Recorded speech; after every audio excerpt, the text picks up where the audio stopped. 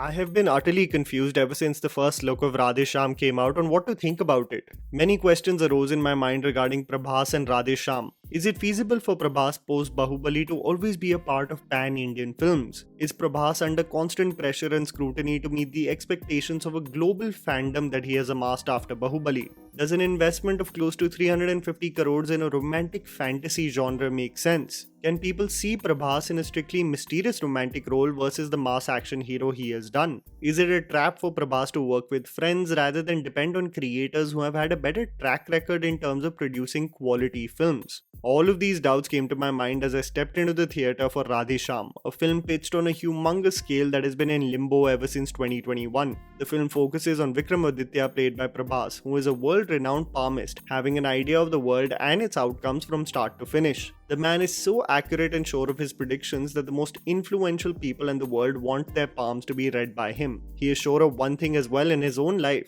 that he is not meant to fall in love or get married. Set in Europe during the 1970s, he comes across a doctor by the name of Prerna, played by Pooja Hegde. They inadvertently fall in love, and this definitely steers away from what Vikramaditya assumed was already predestined. As he fights against his own predictions because of human nature and someone that he naturally longs for, the elements, both man-made and natural, react as the predestined course of life is disrupted, forming this fantasy romantic adventure that is Radhe Shyam. Here's me telling you the good and bad aspects of the film so that you guys can ultimately decide whether to watch it in theaters or not.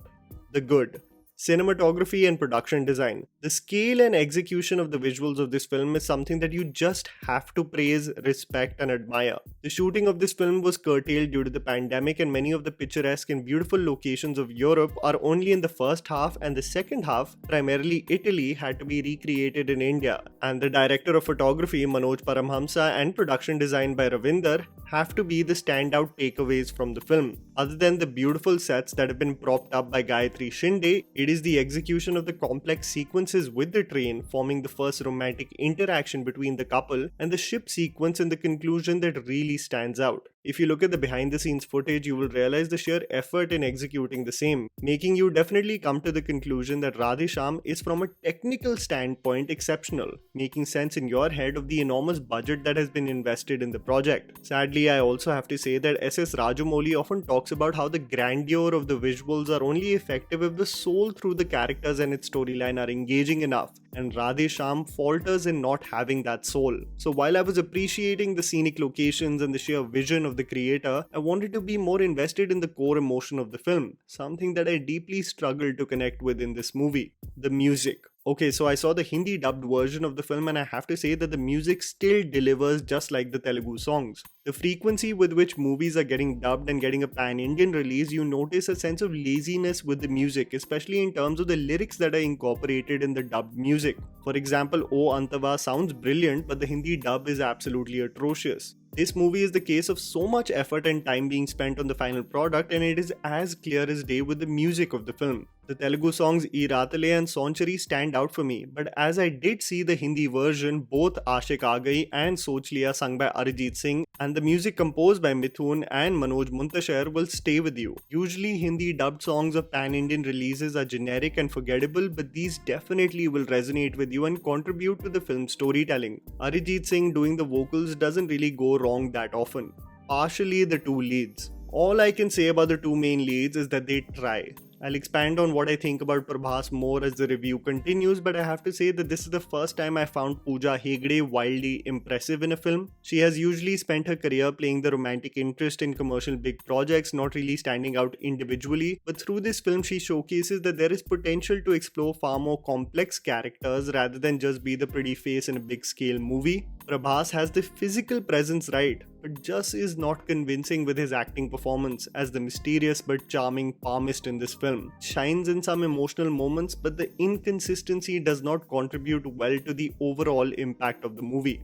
The underwhelming aspects: lethargic screenplay and unnecessary comedy. This film is 2 hours and 24 minutes long, and when you look at the trend of most films really touching the 3-hour mark, it should have been a breeze, right? Sadly, it is not the case with this film. The storyline showcases various sequences that don't lend to progressing the storyline or providing insight about the characters and their world. Mostly every scene showcased in the hospital where Prerna works is unnecessary and cringeworthy. The comedy sequences just don't land, and it also made me think, what are so many desis doing in Italy in the 1970s practicing medicine in the same hospital?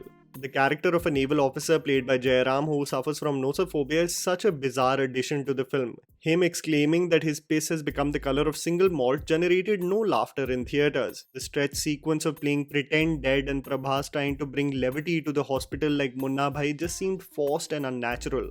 Furthermore, the entire subplot of a mother's cooking being criticized by the best friend and an entire explanation of procuring a meaningful hair clip prolong scenes but don't lead to the desired impact. Hindi dialogue delivery and CGI. I thought that the Telugu creators had learned from what happened with the Hindi dubbed version of Saho.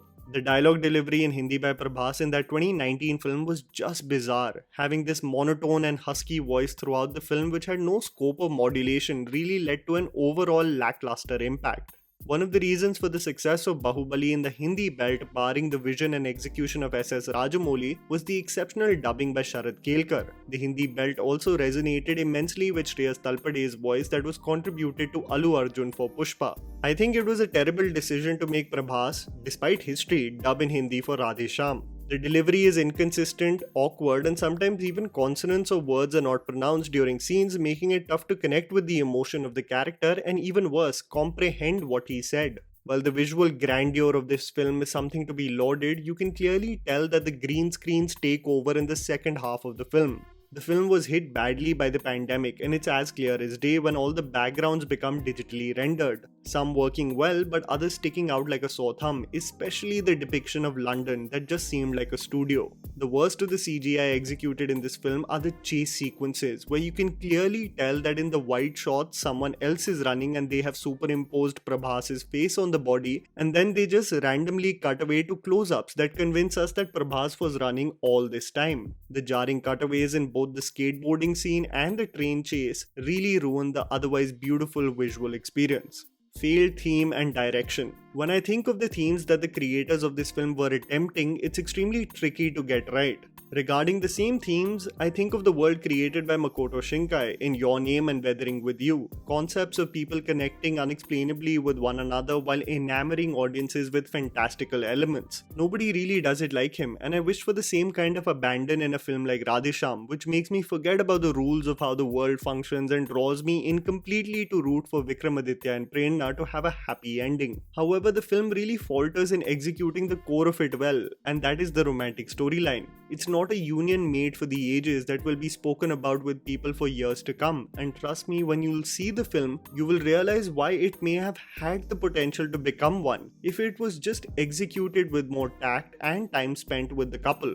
The conclusion of this film itself is edited poorly, jump cutting conveniently to a situation where we are just assumed to accept it. Radhe Shyam may be high on production design, scale, and music, but it absolutely falters in engaging you with its romantic storyline. This movie will not be remembered in the future months to come, and it also makes me really wish that Prabhas chooses already proven creators and doesn't constantly come under the pressure of making another pan-Indian film that does huge numbers, because that magic cannot be recreated again and again. And that was the video, guys. Write down in the comments below what you thought about the movie. Please don't forget to follow me on Instagram, the handle's right in front of you. Follow me at JammyPants4. Also, please support us by smashing the like button and subscribing to our channel for weekly content ahead. Thank you for watching.